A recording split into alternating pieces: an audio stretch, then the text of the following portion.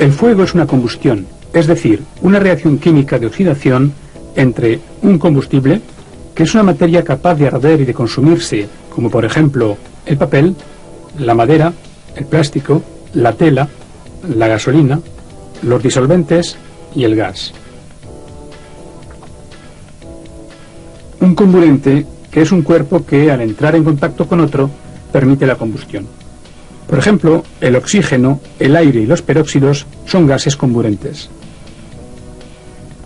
Esta reacción solo es posible en presencia de una fuente de energía producida por una fuente de calor, como una llama o una chispa, por ejemplo. Es lo que se denomina el triángulo del fuego, que establece los principios de lucha contra el mismo. Si falta uno de los tres elementos del triángulo del fuego, la combustión no puede producirse. Si el foco carece de combustible, si falta el aire, si el foco se enfría y la energía aportada por la fuente de calor disminuye, el fuego se apaga por sí solo.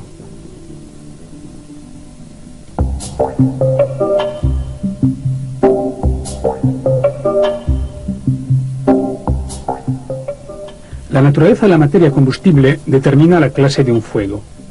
Los fuegos de materiales sólidos, como la madera, el papel, el cartón, la tela y el cuero, por ejemplo, que forman brasas durante su combustión, se denominan fuegos de clase A. Los fuegos de líquidos o sólidos, como la gasolina, el gasoil, los disolventes, las grasas, las materias plásticas y el caucho, forman parte de la clase B. Tras su combustión completa, los líquidos no dejan residuos.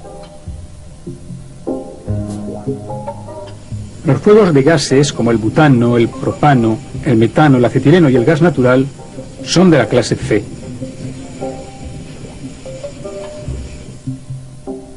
Los fuegos de metales, como el magnesio, el sodio, el aluminio, se denominan fuegos de clase D.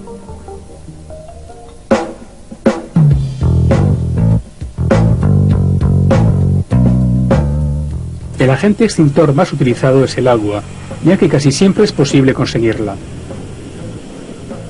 El agua actúa de dos maneras sobre un foco: mediante una acción directa, sofocando el foco. Al recubrir las materias combustibles y al producir vapor, las aísla del oxígeno del aire ambiente. Al faltar el comburente, el foco se extingue. El agua actúa asimismo por enfriamiento. Al disminuir la fuente de calor, el fuego se interrumpe. El agua proyectada como agua chorro o chorro de lanza penetra perfectamente dentro de un foco y dispersa los materiales. Estos dos efectos favorecen la extinción de un fuego de clase A.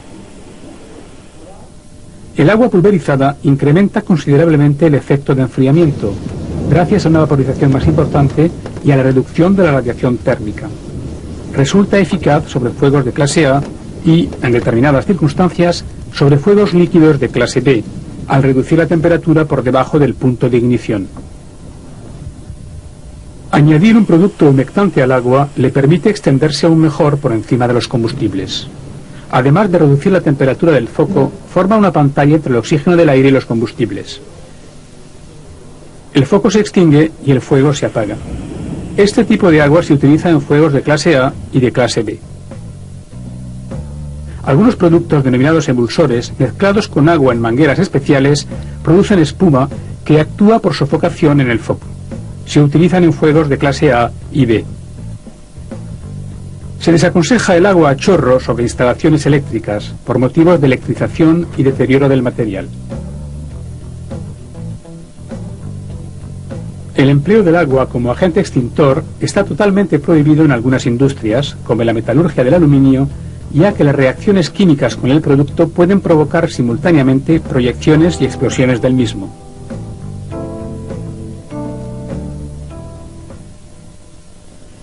El polvo, que se compone de sales como el bicarbonato sódico o potásico, actúa, por ejemplo, por sofocación, recubriendo los combustibles con una capa impermeable al oxígeno, aunque también desprenden vapor de agua y dióxido de carbono.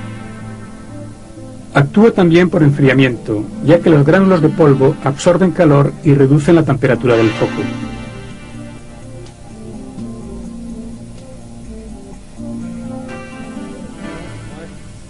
El polvo denominado BC actúa de forma eficaz en los fuegos de clases A, B y C.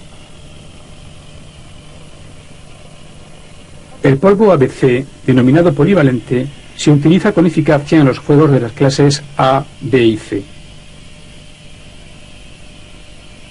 El dióxido de carbono o gas carbónico licuado produce a la temperatura ambiente una cantidad importante de gases.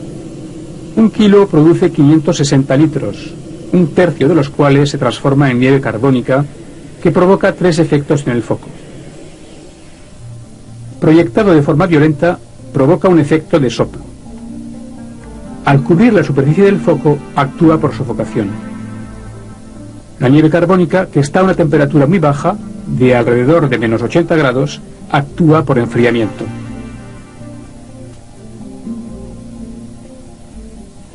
El dióxido de carbono se utiliza para los incendios de clase B, así como para los de origen eléctrico. En un lugar cerrado, una sala informática, por ejemplo, la utilización del dióxido de carbono como agente extintor en saturación total presenta riesgos de asfixia grave y mortal. Otros gases de extinción, como el inergen, por ejemplo, que es una mezcla de gases inertes, permite la extinción de un incendio con, entre otras, las siguientes ventajas: ausencia de niebla en el momento de la emisión, un material expuesto no deteriorado. La arena seca actúa principalmente por sofocamiento. Es útil para combatir incendios de vertidos de hidrocarburos de clase B e incendios de metal en combustión de clase D.